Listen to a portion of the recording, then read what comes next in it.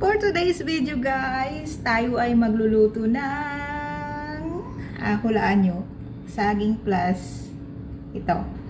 Magpa-pancake tayo kasi gusto natin ng healthy na dinner. So nagsawa na ako kakaitlog boiled egg, so sabi ko why not try na pancake banana ang aking lulutuin ngayon. So hindi ko na siya maiisa-isang videohan since wala naman akong videographer. Ako lang, gamit ko lang is tripod. Siguro ipapakita ko na lang kung pag nasa kawali na niluluto ko. Ito, mayroon akong di ba? Tapos mayroon akong all-purpose flour kasi medyo gusto ko nang umangat ng konti yung aking pancake. Dadagdagan ko siya ng konting-konti lang naman na all-purpose flour dito. Tapos yung iba kasing napanood ko sa YouTube is tatlong ingredient lang talaga. Tapos sa akin, gusto ko naman unique at medyo umalsa ng konti. Lalagyan natin ng all-purpose flour. So, yun na. Magluto na tayo para mabusog na tayo. So, ito, imamash ko. Hindi pa siya masyadong hinog. Pero, okay na to.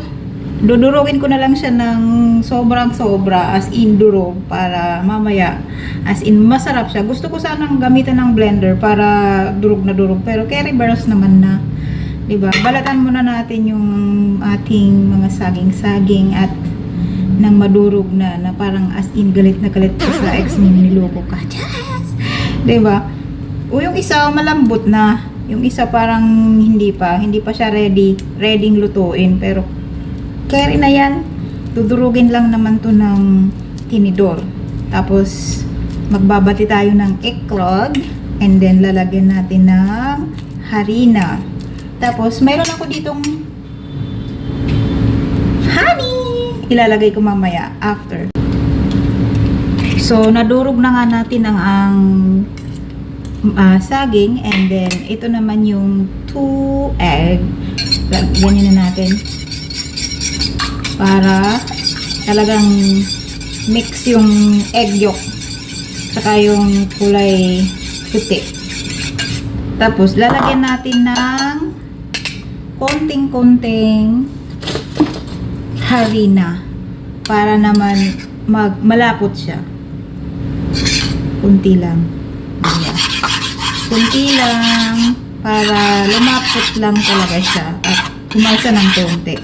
Hindi naman natin dadamihan. Nahalo ko na nga yung saging na dinurog, may kunting harina, and then yung itlog.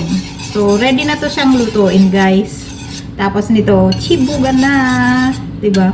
Iniisip ko kung lalagyan ko ng kunting asukal, pero yung saging itself, matamis na siya. So, hindi na natin kailangan mag-additional ng matamis. Kasi ako matamis na. Hee! Hugot yarn. Since wala nga tayong butter na nabili guys, gamitan na lang natin ng konting-kunti lang naman na mantika. Hindi naman as in, wag lang talagang didikit yung pancake natin. Ayan. Diba? Pasensya na kayo, nakakasama yung paa ko kasi wala naman akong videographer. So, talagang solo flight ko lang yung pagbibideo, pag-edit. So, minsan, tinatamad na akong gumawa ng video nga kasi pagka ganito ng klase ng content, hindi ako makapagbuelo. Mag-isa, alam nyo na, solo flight. So, ayaw niyang kumalat, pero gagamitan natin ng pinagbabawal na technique. Kasama yung chinelas eh. Sa super kalan lang naman kasi ako nagluluto guys. Wala akong yung stove. Super kalan is napaka-convenient pag naglipat ka ng bahay at sa sa maliit na klase ng bahay, yung super kalan is the best. So, antayin natin mainit, ilalagay natin mamaya ay yung ating pancake. So, ayan na guys, ang aking pancake, naisalang ko na.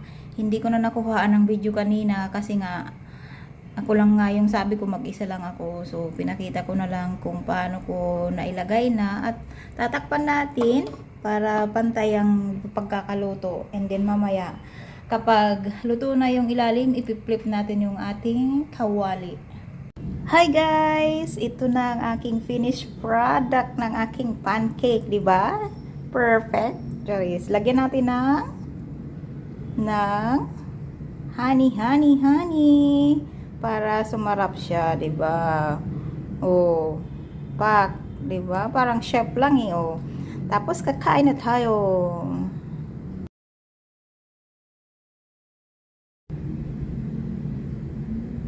Ito na ang banana pancake. Bilog na bilog, di ba?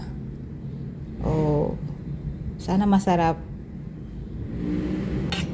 Kain na tayo, guys. Tikman na natin ang ating banana pancake. Kung pasado ba sa ating panlasa. Pero feeling ko naman okay naman siya. Feeling ko lang. Diba? Let's take a bite.